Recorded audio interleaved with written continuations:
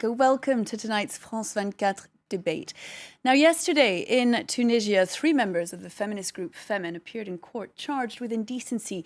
They wore not just tops this time, but also the sefsari as they arrived. They'd been arrested in May after demonstrating for the release of Amina Tyler, whose real name is Amina Zboui, the Tunisian Femen activist who caused outrage in her native country by posting photos of herself topless on Facebook. On tonight's debate, we consider the place of the breast in feminism today, but more broadly, the position of feminism itself in 2013. My guests tonight are Anne Sujet, who's president of the International Women's Rights League, an association that was set up indeed by Simone de Beauvoir. Thank you very much indeed for being with us. Here on the set with me as well is Saïda Ounissi, who is a researcher in political science at the Paris University La Sorbonne. Now, we're hoping to be joined shortly, although she's stuck in traffic, by Ina Shevchenko, who's a Femen activist and indeed one of the well-known faces of the movement. We'll also be joined in a short while, this time nothing to do with traffic, but technical worries, by Jumana Haddad, who's a women's rights activist. She will be joining us shortly. And of course, you can take part in this debate, should you so choose, by going onto Twitter and using our hashtag France24 debate to tell us about anything you might feel over the course of the programme about this very interesting topic. First, though, let's head to Tunis to get an update of what happened yesterday. Outside the courthouse in Tunis, a sole protester dressed in black demanding punishment for the 3 Femen protesters. We are in an Arab Muslim country. We have our habits and traditions. They came here and they offended our Tunisian moral values. She, among many others, was shocked to witness a topless female protest in Tunisia, a country dominated by an Islamist government. Pauline Hillier, Margaret Stern from France and Josephine Markmann from Germany staged their protest outside the Tunis courthouse on May the 29th. They were demonstrating against the imprisonment of Amina Zboui, a Tunisian activist who was arrested for painting the word Femen on a graveyard wall. The trio arrived in court on Wednesday to find their trial will be adjourned to the 12th of June due to legal technicalities. One lawyer representing them said the trial will be an opportunity for the Femen group to explain themselves and called on people to listen. We simply want Femen's message to be respected. The message is of freedom and solidarity. It has nothing to do with the charges being brought against them. I ask that we listen to Femen instead of looking at them all the time. The 3 Europeans could face up to 12 months in a Tunisian jail if convicted. Well, Saïda Ounissi, looking at those reactions to the beginning of this trial in Tunis, both the case of the Femen activists who've exposed themselves in the name of Amina Zboui and in the case of Amina Zboui herself, the reactions to the protest have been extremely strong. Is it not right that women's causes should be looked at this particular juncture of Tunisian history? Well, I think it's important to recall what happened in Tunisia. Both the Amina case and also this legal case, which is a bit different from what concerned Amina very specifically. For this case, the trial has been reported to next week because the defense said that they didn't have enough time to look at the folder enough. And this has something to do also with the means of the Tunisian justice, which is, a justice in transition because of the revolution and all what's happening now in Tunisia. And the fact, I think, that their lawyer said that the trial is going in a normal process, but also that Amnesty International and some other human rights organizations stand up for this specific case is something I think important to remind. And for what concerns Amina, it's something also different because she is now in Qayrawan, which is not Tunis, and she's being tried because of 3 things, 3 chiefs of accusation, which is a profanation of a monument because she has stacked a cemetery, and also the fact that this mosque was also at the Patrimoine of Humanity of the UNESCO. So she's been tried for that. Well, so I think it's important also and indeed some people have been very critical because it was the day after the Femen protest that a number of accusations against Amina were added. Well, the accusation of Amina were not added after the Femen actions, but it was from the very beginning what happened in Qayrawan, which was also during the day of the Salafist, annual big gathering. And this is the moment when she did this action. And it's very sad to see that a girl like Amina, who is 19 years old, I have to remind, she's a student in high school, she's passing her baccalaureate normally this year, and who is being a bit instrumentalized maybe also. Looking in particular at Amina's action, Anis Sugier, which is extraordinarily brave, whichever view one takes of the ins and outs of what's happened since. For feminists who've been fighting the cause for longer than the Femin movement has, and indeed the association you represent was set up by Simone de Beauvoir, this must be extraordinarily encouraging to see young women, particularly in the Arab world, taking up in such a brave way this sort of protest. Yes, I have to admit that I am incredibly admirative of their courage. It's a non-violent movement, but it is perceived as quite violent. And feminist has always been perceived as very violent. If you remember in England, when they were asking to be able to vote, it was the same. They were considered as violent. So I think it's something new is happening. You know that as a feminist organization, we consider that universal rights has a strong meaning, and there is no cultural relativism. But here we have the demonstration that these women feel exactly as we feel. There is, I'd like to put that to you. We've heard an awful lot, Saïda Ounisi. In fact, I'll bring up one of the tweets that we've received already about this from the Arab world, about this action of not just Amina in Tunisia, but referring also to the protest by Alia Magda El Mahdi. You'll remember the woman in Egypt who posted naked pictures of herself on Facebook and also attracted this extraordinary amount of debate, of controversy, of protest, indeed. Femen have every right to get naked, where she says, but don't tell me that my choice to cover up makes me any less a radical feminist. I'd like to put that to you, Saïda Ounisi, the idea that and you touched on this a moment ago, there is this criticism that this particular protest, and this Femen protest in Tunisia on the 29th of May was the first time that this particular kind of topless protest was taken by the Femen movement to the Arab world. There is an idea that it is perhaps a type of protest that is suited to Europe.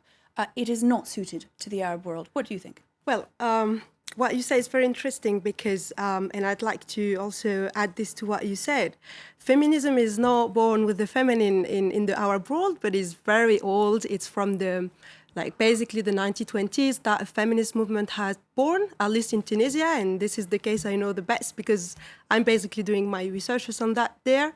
So it's a bit also patronizing to think that we can help these women to liberate themselves because they are not able to do it alone, while actually there is a lot of feminist movement, there is a lot of feminist organizations who are working on the field in Tunisia and who has also won some battles. And I'd like to also remind all this debate we had while we were working on the constitutions and the fact that the complementarité, which was... This was what Enada had said for a while, that it might include in the constitution. It's in fact been put aside. Exactly. And this is because there is Tunisian organization, feminists coming from different sides of the political scene in Tunisia who has stand up for their rights, and they have won. So, this is, it shows also that we may have another approach in order to understand what's going on in Tunisia, but also in Egypt, and not only just to focus on this very scandalous or maybe extraordinary moments, which are very mediatic, but which has nothing, or at least not a lot of things to do with the field. I'd like to bring in our other guest, who's Germana Haddad. We've at least resolved, if not the traffic in Paris, the technical link that took us to Beirut. You are a women's rights activist and editor of Jasad, which means the body, a publication devoted to the issue. Thank you very much indeed for joining us. I don't know how much of what we've just been saying you've heard, but we're talking particularly about the Femen and the Amina protest in Tunisia, and we were asking whether it is a Western European protest that has no place in Arab society, or whether, on the other hand, it is right that it should be taken everywhere in order to shock people out of their stupor? Well, first of all, good evening and thank you for having me. I think we should start by placing the issue outside the Western Arab, theory, because first of all, in my point of view, the Femen and Amina in particular, what she did was very courageous and she needs to be protected. Even if I personally do not find that this mode of protesting is productive, not only in the Arab world, but also in the Western world. And this is why I think this is beyond talking about a Western way to liberate the woman and the Arab way to liberate the woman. There is only one way, and this one way is dignity. And my problem with the Femen, and again, I repeat that I respect each and every form of protest. My problem is that they are placing, the focus on women's bodies. And these are also, and this is important, beautiful women. So what is bringing the attention is their nudity, even if the cause is important and noble. The means is counterproductive, first of all, in the Arab world, because it is nourishing the cause and the discourse of the Islamist monster, because it is allowing this Islamist monster to convince women that veiling themselves and putting on the burqa and all other tools of oppression is a way to protect them and respect them, which is not true. And second, it is not efficient, in my humble opinion, even in the West, because using the nudity of beautiful women in order to say, I have something to talk about, you have to hear me, cannot be we fall again into the same patriarchal trap. In order to get men's attention or the patriarchal society's attention, we need to show our boobs or something beautiful that we have and that they want to see. Well, I look forward to our feminine activist arriving, that we can put precisely that point to her, and we will move on to the broader question of the place of the breast in feminism today. But I want to stay for a moment with what's happening in the Arab world, Annie Sugy, and pick up on what Jumana just said. And we can look at one of the tweets that's also been sent in on Twitter. We are proud Muslims, it says, and we're sick of your colonial racist rubbish disguised as women's liberation. We have another. People in the West, it says, need to chill with a paternalistic belief of the need to civilize and liberate the rest of the world. Annie Sugy, there is...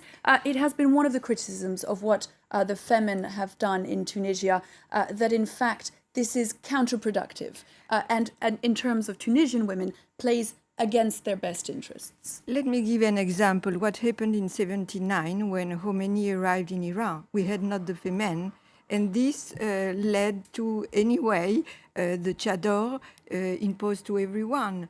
So don't say that it is the fault of the Femen if something wrong is going to happen. Something wrong is happening. They are just putting in the agenda what was not put in the agenda. So this is the first victory, that we are speaking of them, while everybody was trying to hide that there was a problem. That is an interesting point. I agree with you, actually. We are speaking about them. We're not speaking about the women cause, nor the women's rights, nor the feminine condition now in Tunisia. I think, does the Femen bring the problem of unemployment of women in Tunisia, or the situation of equal access to health, or the situation of women being beaten by their husband or their boyfriend or whatever? So this is also the problem, is that we are focusing on something which has nothing to do with the condition of women. May I say that oppression of women has always had something to do with women's body. Mm-hmm. This is the reason why the first feminist focused on rights, mm-hmm. and the second wave focused on liberation, because it's not enough to have the same rights. What is important is to be free. And to be free from what? From the oppression on your body, the fact that you cannot have abortion, the fact that there is violence against women. All this has to do with the fact that your body is not your body. It is the body of men. I'd like to put that to Jumana Haddad. What Amina had written on her... comment on that, if possible, because it's very interesting. I mean, with all due respect, and I don't know. I mean, if your guests know that, but I was the first woman to focus on the subject of sexual liberation by publishing a magazine called Body, which talks about all these absurd taboos that we have in the Arab world. But the issue here is not sexual liberation. We definitely need a sexual liberation in the Arab world. Women definitely need to repossess their bodies because their bodies do not belong to them. They are considered the possession of the family, the husband, the father, the son, etc. It was indeed. It was indeed. Amina's slogan on her chest was precisely that. It was that my body is not a question of honor for anybody else. Exactly. Yes, but she could show that same slogan without showing her own breasts. I don't think that showing your breasts is necessarily meaning I am sexually liberated. In fact, we know that in society of today, whether in the West or in the East, women are also used as a sexual object. Their bodies are used to attract attention to products, from TVs to vans to books even. Everything is sold through women's nudity. So how can the fact of showing a woman's nudity productive and leads to more respect? Well, I'd like to put that to Saida Ounisi. First of all, that point, it is, after all, about women taking back their bodies, is it not, and making their message come through. And just on the point that you made earlier about women's rights, given that during the Arab Springs, women were so vocal, and both in Tunisia and in Egypt, one has a sense that they've rather been pushed back into the kitchen.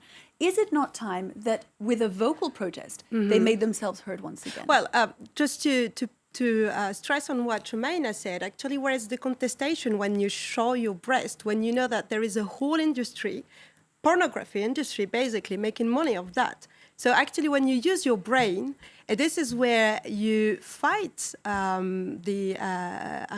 problems that us all as women from all the world, we are facing everywhere, in Europe here, or in Tunisia, or in Egypt, or the rest of the world. And actually, regarding your question, we had all these women standing up during the revolution. They were one of the first actors. They were supporting the revolution movement. And for Tunisia, at least, what I can say, what I have seen is that we had the parity during the elections, and we actually had a percentage of women in the National Assembly, so which is progress has in fact been made. Exactly, which is also higher than the French percentage of women in the National Assembly. We will come back to that precise point. I'm afraid, though, that we have to take a quick break right now, but we will be back for the second part of the debate in just a moment. Do stay with us.